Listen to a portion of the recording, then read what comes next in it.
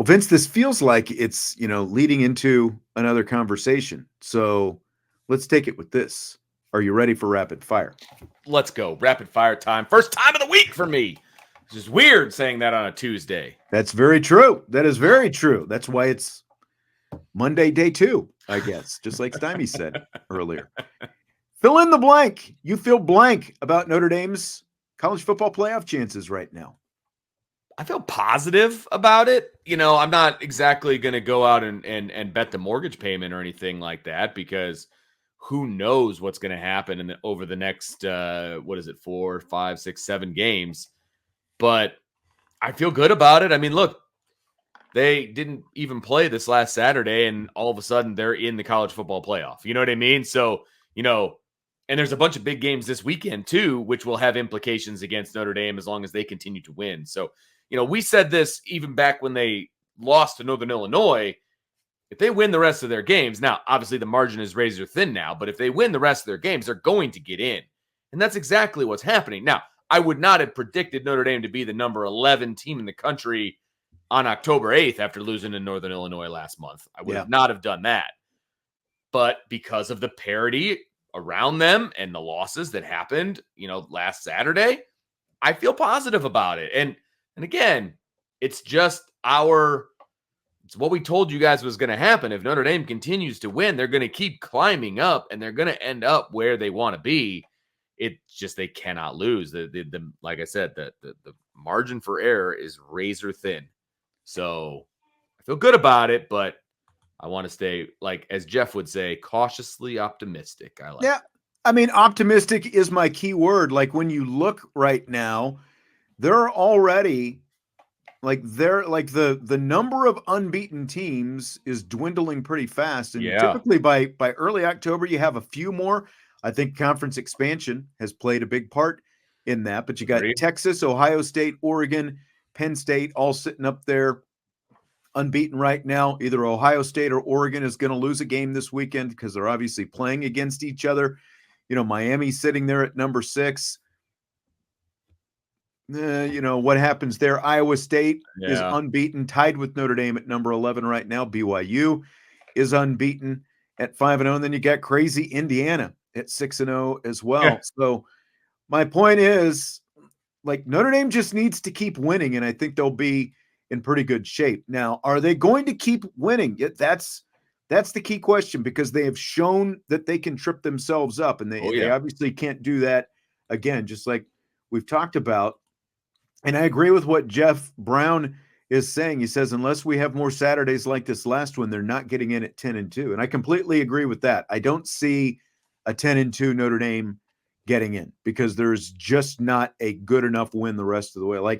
Who knows if USC is even going to be a 500 team by the time Notre Dame goes to Los Angeles. That's fair. At the end of November. Although, spoiler alert, I think they win this week. Okay. Just saying. Penn State's already making excuses about the flight. So that's never a good sign. Wow. USC has already had to come to who would have thought that I'd be a a USC defender, but USC's already had to come to the Midwest twice to play Minnesota and Michigan. And now Penn State's complaining about that flight. Oh, yeah. Well, we got to leave on Thursday because we can't leave, and they got to do a 2-hour drive to get to an airport that's big enough. Well, that's your fault for not building a big enough airport near your school, number one. And number two, well, that's you would think with a major university like that, why haven't they built so that they can charter better in and out of there? So they got to travel 2 hours to the airport. Then it's a 5.5-hour flight. So they're leaving on Thursday. It's like, man, where have I heard these excuses before the game's even played before? I feel like I've heard that somewhere. I just can't remember where it was. Anyway, I just think they're going in there with the wrong mindset, and USC is just waiting on the beach for them to get there, and it could be ugly for the old Penn Staters. Interesting. Very interesting. So, yeah, I feel pretty optimistic about Notre Dame. If they win out, I feel like the fact that they're sitting at number 11, how much that matters when you do have the playoff committee and all that stuff. Sure. But I don't think they're going to be that far off from where they are. But again, Notre Dame still needs to start looking more the part of a playoff team, and agreed. not just accidentally winning games. They Agreed. need to take care of their business and start looking like a team that belongs in the playoff. Well, there's 5 SEC teams ahead of them right now, 2 Big Ten teams, and 2 ACC teams that are ahead of Notre Dame right now. Yeah. And then there's a Big 12 team that's tied with them.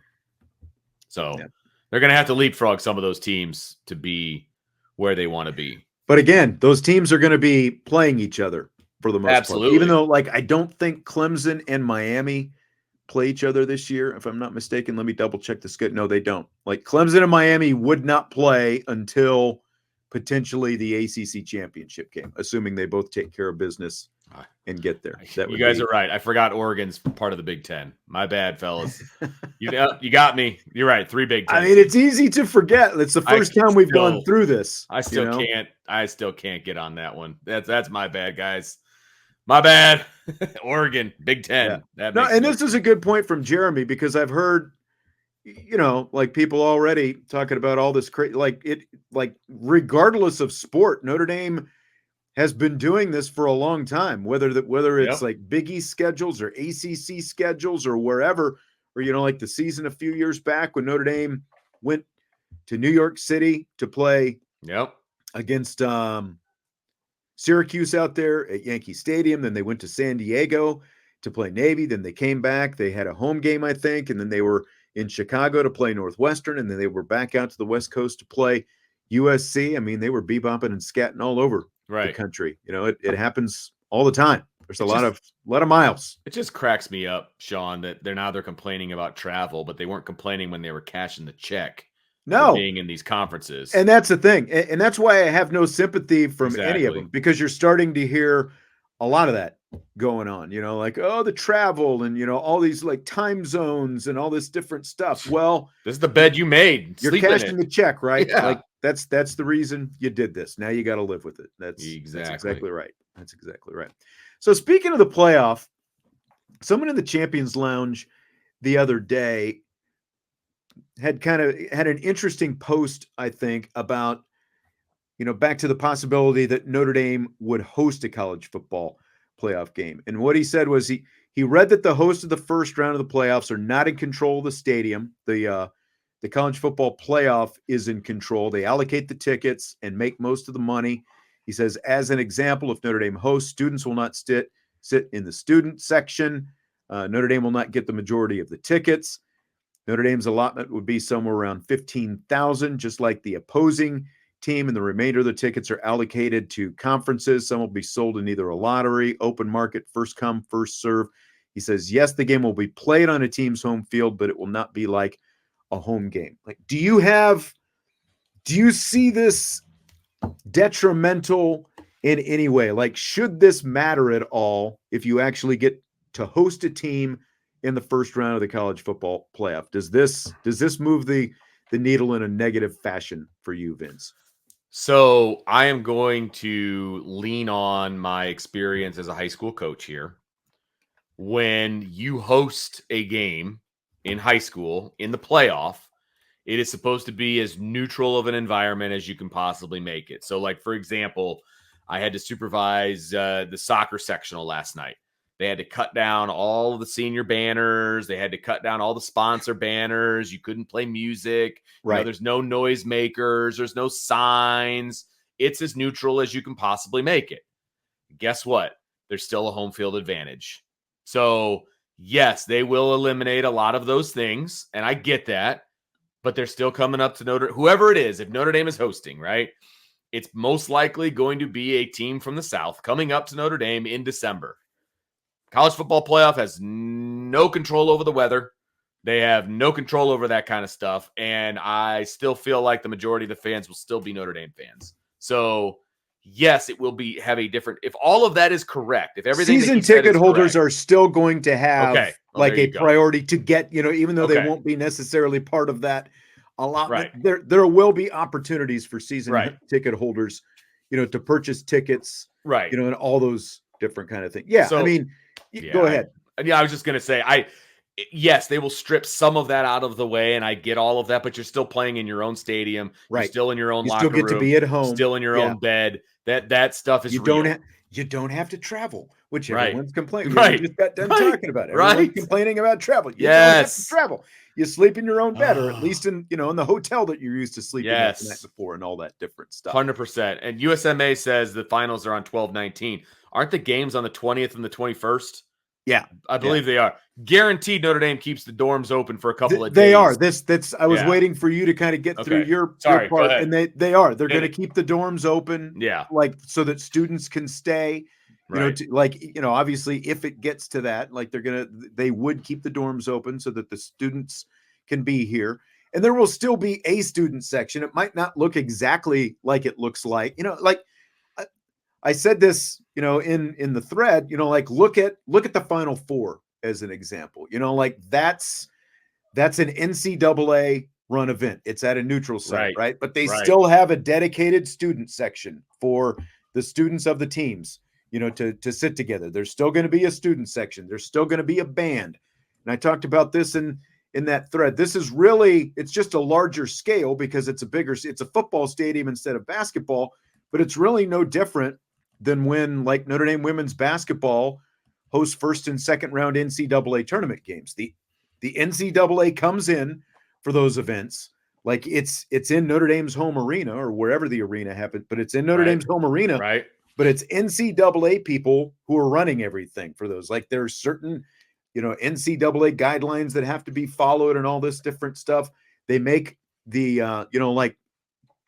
like the video board and all that stuff. Like they change the messaging there. So it's not like the typical what you would get before a Notre Dame home game. It's more NCAA propaganda basically, but there's still music, and all these different things. But again, like Notre Dame fans still get a crack at tickets and all that kind of stuff. So there's still going to be a Notre Dame fan base in there. And because it's on your home campus, you expect that there's going to be a more pro Notre Dame crowd in attendance. Like the other team might travel, but they're not going to travel to the same extent as the team that's, like the home team hosting that event, basically. So like, what? That would be. Oh, no Notre Dame DJ? No, there would not be a Notre Dame DJ. That would be advantage everybody. Yes. If there was no Notre Dame DJ, by the way. That's right. Hate that. It is so dumb. Yes. Anyway, but that's really hilarious, Joe. So you would. So it's not going to be nearly as bad as you think. It's still going to be Notre Dame Stadium. You're still going to get to host, and it'll be watered down a little bit. There'll be a lot of things that are going to be very similar, but it just won't. You just essentially can't have the Notre Dame slant. And like when these NCAA events take place on a home campus, the host schools essentially put in bids, to host these games, and they guarantee the NCAA X amount of money, and then the other, there is other money that comes back to the school that gets to host as well. So it's not like you're getting nothing out of it. And they're in charge of the stadium. Okay, cool. They can't control the player walk. They can't control tailgating. They can't control, the trumpets at midnight or all of the different traditions that surround Notre Dame games. They can't control that kind of stuff. So it's still going to be a home game atmosphere for Notre Dame. And that's, at the end of the day, that's what matters. Right. That's right. So Vince, I want to go to this weekend. We didn't get a chance to talk about Alabama, Vanderbilt. Obviously, Trevor and I touched on it a little bit yesterday. Which loss do you think is worse, Alabama falling to Vandy or Notre Dame falling to Northern Illinois? I think it's Alabama falling to Vandy. I really do. I know it's a bad loss for Notre Dame, but look, let's be honest. They've had a few bad losses in the last couple of years when you throw in Marshall and Stanford and all of that.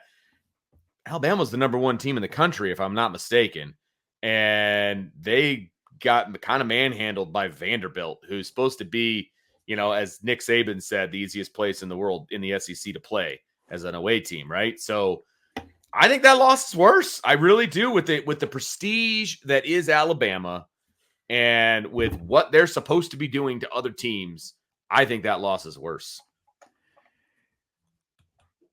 Interesting. I still think I understand what you're saying. Like if I'm Alabama and I'm number one and I've run the SEC for as long as I've run the SEC and, all the dominance and all that, and it's been 40 years, since you lost to Vanderbilt. Like if I'm Alabama, I probably feel like it's worse because it's like, how embarrassing. We lost to Vanderbilt, the team that never beats anybody. We're supposed to be Alabama, the number one team in the nation. And I have already seen, like after that, you've already got those Bama fans, those Tide fans rolling right after Kalen DeBoer right now, like put him on the hot seat and just the whole thing. At least it's an SEC team, like, and it was on the road as well. You're still Notre Dame, MAC team, a team that turned around and lost the next, 2 games basically after beating Notre Dame, and you lost it on your home field. So, like, I think that, again, if you're Alabama and you're in your little fishbowl, it probably seems worse.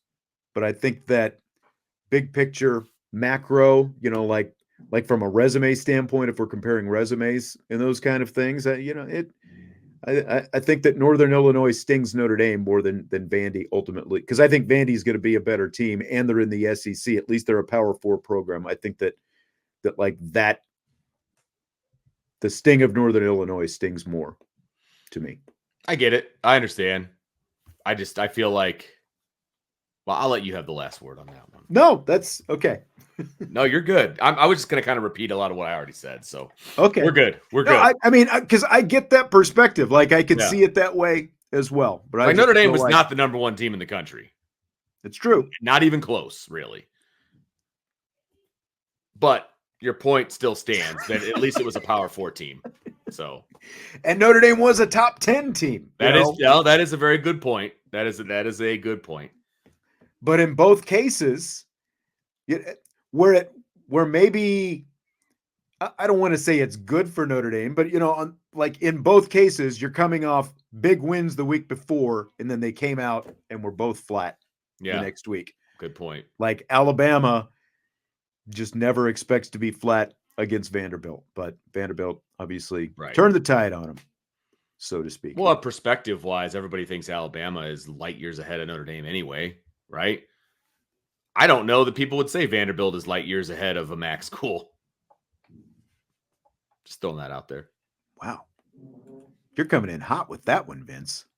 You're saying Notre Dame is not light years ahead of a MAC school? No, that's not what I said at all. I said Alabama, the public perception is that Alabama is light years ahead of Notre Dame.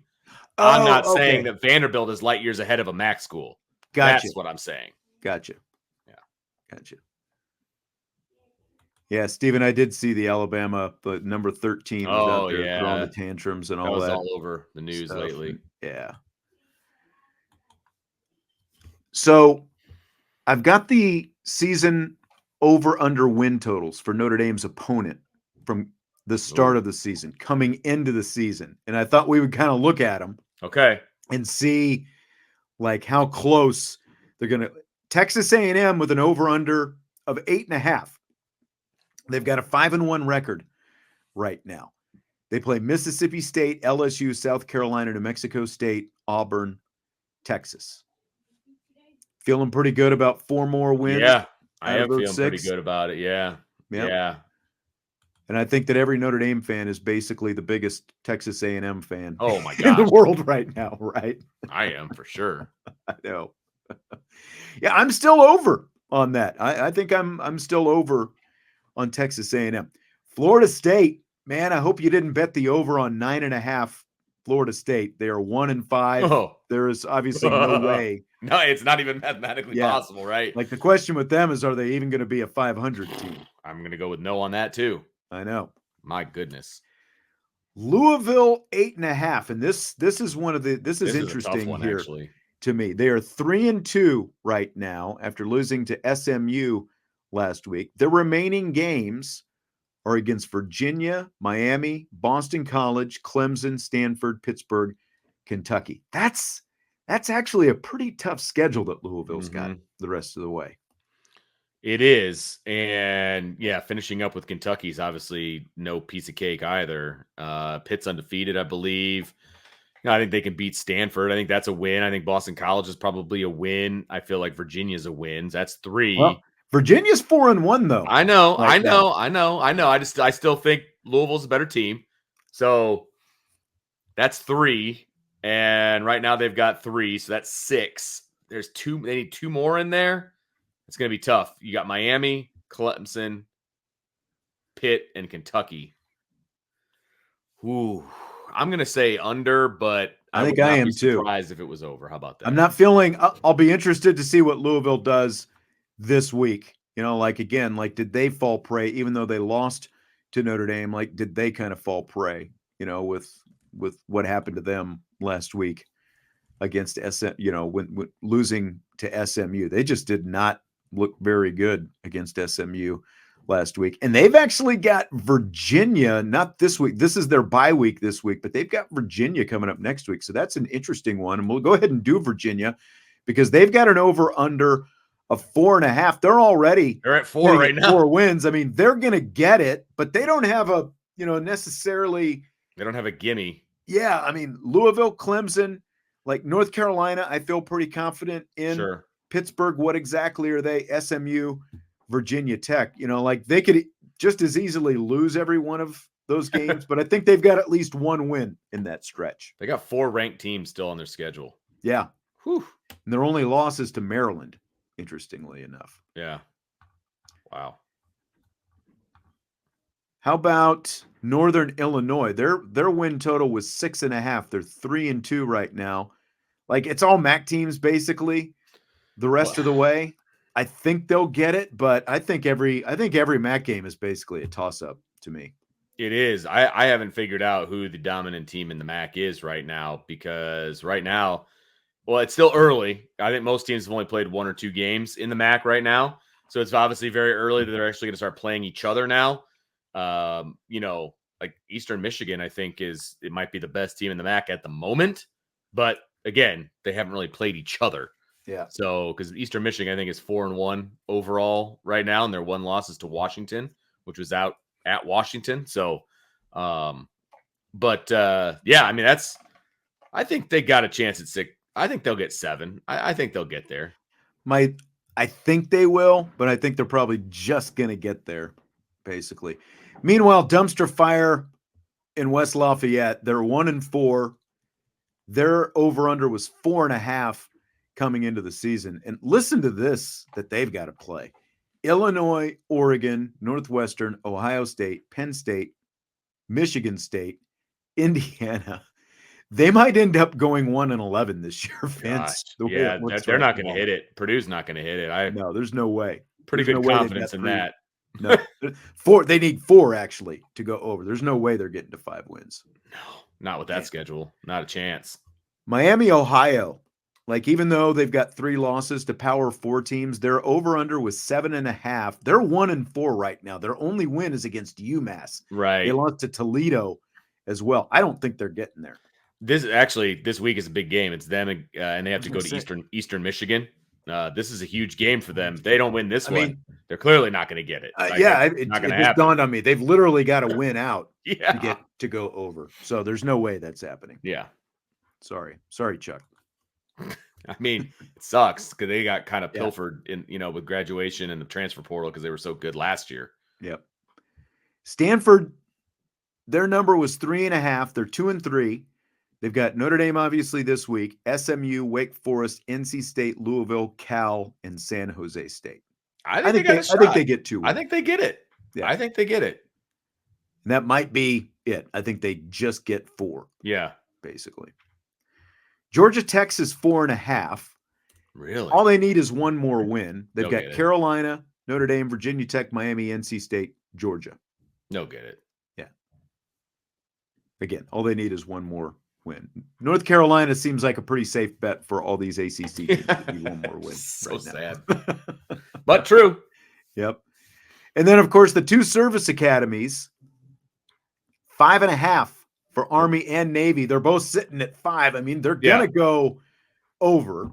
And, of course, what makes this more it's just the fact that both of them are playing Notre Dame this year. But they don't have a lot of common opponents, even though they're in the same conference, at least the rest of the way anyway. East Carolina is their only common opponent the rest of the way. Navy's already played Air Force. Army still plays Air Force. So, like, are you thinking, like, do you think that for each of them, before they play each other at the end of the season, is Notre Dame their only loss, or do you think that they stumble someplace else before the end of the year? You know, that's tough. But they've been playing so well up to this point. I mean, okay, let's look at Navy's schedule, right? They got Charlotte.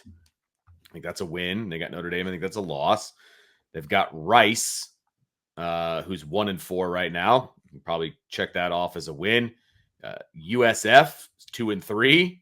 That looks pretty good. Tulane is 4-2. That could be a little bit more difficult. East Carolina is 500. They're 3-3. And then you got Army. They could very well run the table except for Notre Dame. They could very well do it. As far as Army is concerned, they got UAB, which is 1-4. We already talked about East Carolina. They're 500. Air Force is 1-4. North Texas is 4-1. So obviously and it's at North Texas. So that's going to be difficult. UTSA is 2-3. So I think North Texas is the biggest game there outside of Notre Dame. They could do it as well. I mean, it's not out of the realm of possibility. Look, they're going to be in contention for that at-large spot. That's what I'll say. I think both of these teams are going to be in contention. So that means, like, and that's what makes it interesting that they both play Notre Dame, and the fact that they could play each other, as we talked about last week. They could play each other in the conference championship game and then have to play each other again in the Army-Navy game. Which is nuts, which is crazy. So they could essentially, they might eliminate themselves from playoff contention because of that. Like if they split those games. And in my opinion, if Notre Dame beats both of them, it really shouldn't be held against them. Like, that's how I feel. Like, if they both lose to Notre Dame, that should not be held against them. For a playoff spot? I mean, well, okay. Let me put it this way.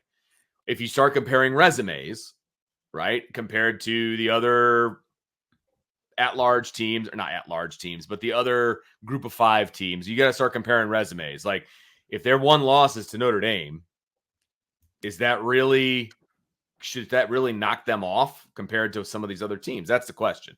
I would have to have the resumes in front of me to make the argument, and we'll be able to do that later on in the season. Good point, USMA. The playoffs will actually be announced the week before Army-Navy, which just adds another layer to this whole thing. Because, like, of course, nobody factored in the fact that Army and Navy could actually be in playoff contention when they scheduled Army-Navy. Good point. They've never actually considered that. A lot of times, they already know where they're going bowling by the time they play each other. So, exactly. There is that. Exactly. And then the last Notre Dame opponent is literally the last Notre Dame opponent, USC. They've got an over-under of 7.5. They're 3-2 right now. Here's their schedule the rest of the way. They obviously host Penn State this week. Then they go to Maryland. Then they host Rutgers. Then they go to Washington. Then they host Nebraska. They're at UCLA. They host Notre Dame to close out the season. Does USC get to 8 wins?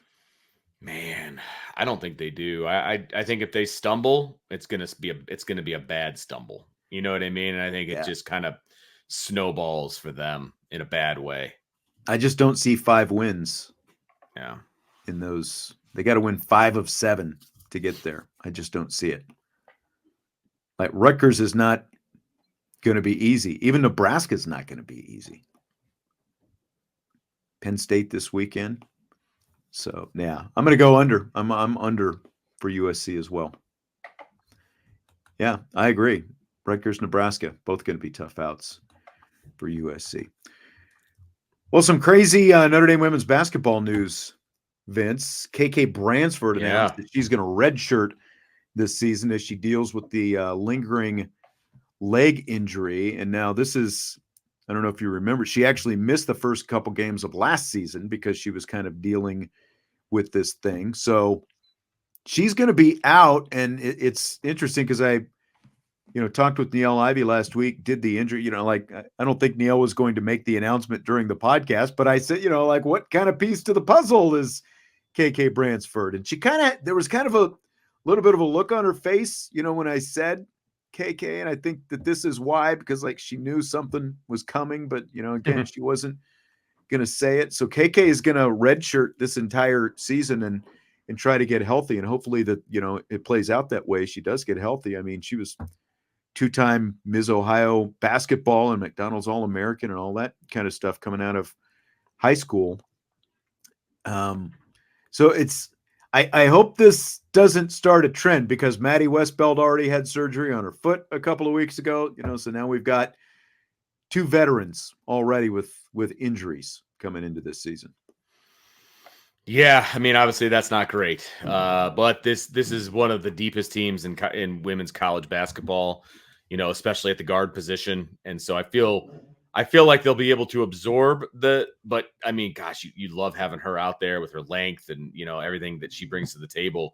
It stinks that she's going to be out for all the entire season, but I don't disagree with her that it's the right path, because you're just fighting the same injury over and over again. You're just not going to be 100%. So, if she has aspirations of playing after Notre Dame, I would imagine. And if that's the case, you want to get healthy and you want to show people what you can do at 100% health. So in the moment, it stinks, but in the long run, it's the right move. It's not great. Yeah. And just knock on wood, no more injuries. Yeah. The rest of the way. Hopefully they stay healthy this year, because we're we're less than a month away. We've got like 3 weeks. The first exhibition game is going to be here, and then the season starts the first weekend or the first week of November. So again, hopefully she is KK Bransford is healthy sooner than later, but she'll be out and with the team on the bench all season this year. Vince, have you watched much of the baseball playoffs through this first weekend? The look on your face says probably not. I think you know the answer to that. I have watched 0 innings of playoff baseball. It's funny because Brian and I were talking on the phone yesterday, and he was, he was talking about Vanderbilt, Alabama, and all these games on set. He's like, "What, did you watch?" And all this different stuff. And I'm like, "Well, my Royals are in the playoffs." He's like, "Oh yeah, you're a baseball fan." He's like, literally kind of like that. He's like, "That's why I'm glad that that I gave up baseball a long time ago." It's like, well, it's like playoff baseball. It's a lot of fun. Joe, stop it. Baseball does not blow. Playoff baseball is big time baseball. Like this is like, there's been so much. I will say, like Joe said, great game for the Royals last night. I agree. Again, Vince, you have not watched any of this, obviously, and Bob Costas on the call, as iconic as Bob Costas is, he's the one calling these games for TBS in the playoffs, and it's a little bit of a snooze fest trying to listen to Bob Costas call these games. So, I don't know. Is Vince even still there? Did he check out? I don't know what is going on with Vince right now. Steven hates the new playoff. I love this format. I love this so much better than the one and done wild card format that they used to have. I love the best of 3 first round. That's what I said they should do a few years back. I like it the way they're doing it. And like the Mets and Phillies are actually playing right now. And those 2 games, other than the Royals Yankees, the Mets and Phillies series was just electric in Philadelphia. Both games were great games, and they're playing right now. So as soon as this is over, I'm going out. I'm watching Mets, Phillies. There you go. Royals, Yankees have the day off, but they'll be playing again tomorrow. Let me ask you this. You probably haven't even seen this since you haven't seen a playoff game, but fill in the blank. MLB putting Strauss corporate logo decals on batting helmets during the playoffs is blank. Awful. Hate it. I hate all of the additional corporate nonsense in all sports. And so that part right there, hate it. I don't like having, corporate logos on jerseys. I don't like any of that stuff. I absolutely, I started watching that, like the Wrexham documentary, you know, with Ryan Reynolds and blah, blah, blah, right? And so you're kind of watching like the international soccer. I can't stand the fact that these uniforms that these guys are wearing, they don't even have the team name on them. Well, what? I know. That makes no sense to me. It's just a business. They've replaced team names with corporate logos. Like it's like the beer league, you know, where you've got like the law firm on the front, or you know, or whatever. I hate it. I hate it. I hate it. I hate it. The front of your jersey should have the team name on it, obviously, but I don't like the patches and I don't like all the extra. Like, I get the NFL putting patches on like practice jerseys and stuff like that. I don't give a crap about practice. You know what I mean? Yeah. But game stuff, just I don't like it. And I don't especially like they put it on both sides of the batting helmet. And I had no idea what Strauss was. I Googled it. It's some kind of, you know, like clothing company or whatever. And I, you know, looked and it's like nothing on the website, you know, looks that great. Like, you know, and that's like, that's what they're dancing with, you know, taking in a little bit extra money, you know, and I guess, you know, that's what Strauss wanted, you know, people to search for him. And I think it looks pretty tacky, especially on both sides. It would be one thing if they even put it on just one side of the helmet. I still wouldn't like it that much, but I just like, isn't that what the backstop is for, where they put up all those ads and stuff, you know, like behind home plate when they superimpose all those things, like you need them on the batting helmets as well. Not a fan. Completely agree. Shannon asking if I heard Bob Costas with a double play call in the Yankees game sounded like he was mad that someone ate his leftovers. He's just rusty, man. It's like watching as much like the team, like watching the Mets Phillies and the environment that was there in Philadelphia. And I'm sure that like the same thing is going on at Citi Field in New York tonight. Like the atmosphere in that stadium and just the way they've got it mic'd, like you can't tell me that Yankee Stadium, you know, like that there's not the same kind, maybe not the exact same kind of atmosphere, but like you can barely hear it. Like the way they've got the crowd mic'd and all that kind of stuff, like you can barely hear any of the excitement. And Bob Costas, you know, like almost sounds like he's announcing a funeral or something most of the time. There's very little excitement coming through the microphone, and you know, it's just like bring me a little something. You know, like sound like you want to be there, Bob. You're supposed to be the voice of a generation when it comes to baseball. Yeah. So I generally like Bob Costas. I mean, I like when he did the Olympics and, you know, all that kind of stuff, but that one particular cut that I heard of that double play was rough. Joe says, come on, Sean. He sucked 25 years ago, too. Okay, so maybe 25 years ago, but 35 years ago, Joe, he was nailing it. Yeah. I'm saying he used to be a little more lively. He does like to wax his poetic. Like somebody on social media brought up, I think it was game one, like of all the players in the Yankees Royals, you know, like you've got Bobby Witt, you know, all these, you know, Garrett Cole was pitching for the Yankees, and, you know, like once all these different players, like the guy that Bob Costas kept talking about was literally the guy from 40 years ago. He kept talking about George Brett sitting there with his wife in the stands. Like, and even as a Royals fan, it just got annoying. Reference. Yeah. Yeah. It's not good. So an interesting thing going on in Los Angeles, Padres reliever Jeremiah Estrada says he doesn't think the Padres should have to play game 5 of their division series against the Dodgers at Dodger Stadium if the series ultimately goes to 5 games. Of course, they played the first 2 games in LA. Now they're moving to San Diego for the next 2 games starting tonight. But Estrada says Major League Baseball Commissioner Rob Manfred shouldn't allow it after Sunday's game had to be delayed 10 minutes because Dodgers fans were throwing bottles, beer cans, baseballs out on the field at Padres players. You buy or sell that? Oh, that's tough, man, because I'm the dean of discipline, okay? I feel like there should be consequences for actions.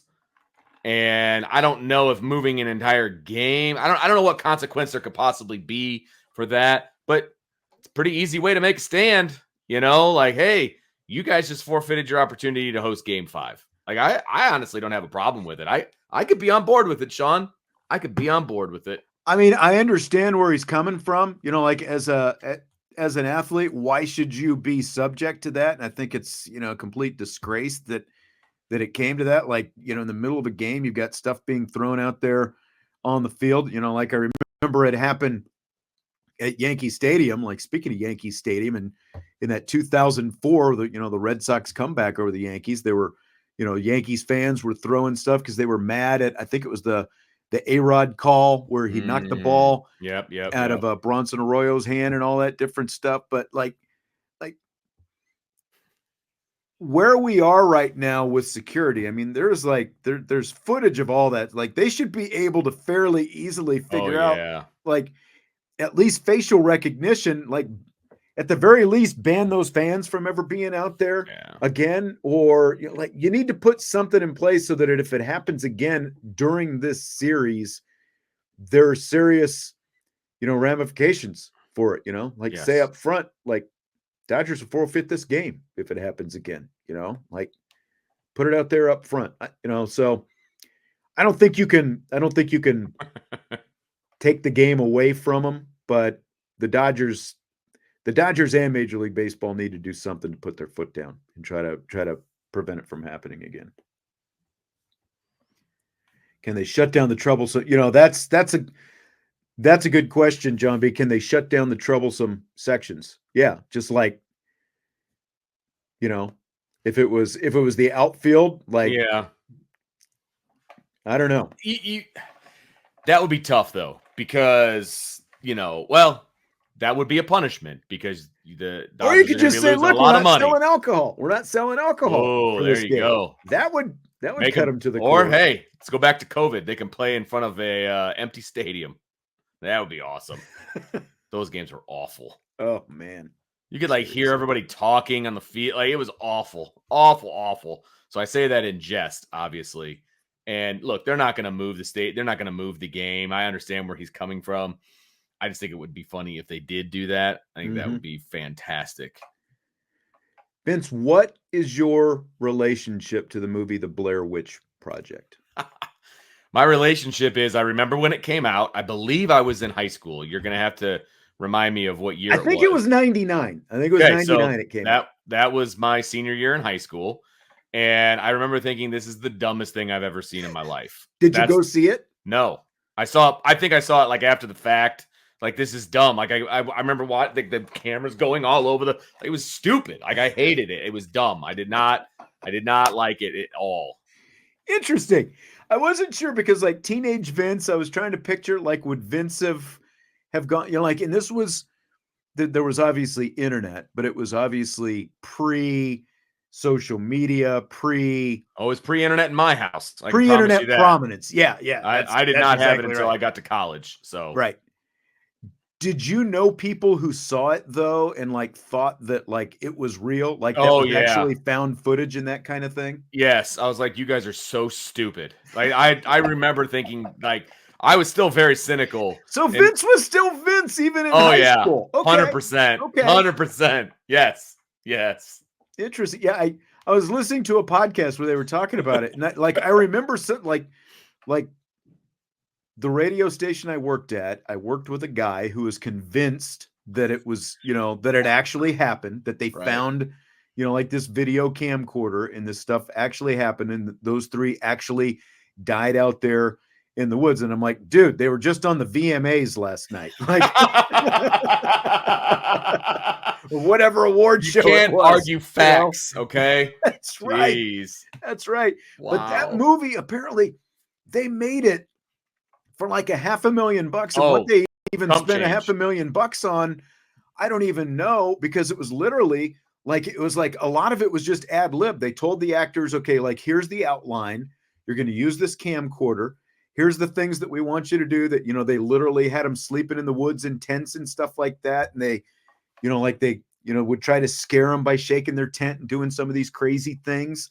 But they made it for $500,000 and it grossed over $250 million. The Blair Witch Project. But hats off. No, exactly. But what sucks is the actors, they went on to virtually do not much else. And when they were promoting this, the production company and the studios wanted people to believe that it was real. Like they were selling the idea that, like this was a true story and they did find this camcorder. So like they didn't even want the actors auditioning for other roles or, that kind of thing, because they were trying to sell this idea. And as it turned out, like, the studio made buku dollars and the actors barely made anything. And I believe their careers didn't go on to very much afterwards. So yeah, I was hoping you were going to say you thought it was real when it happened. And like, come on, man. I had no idea. Well, like we didn't talk about this. You know me better than that. So.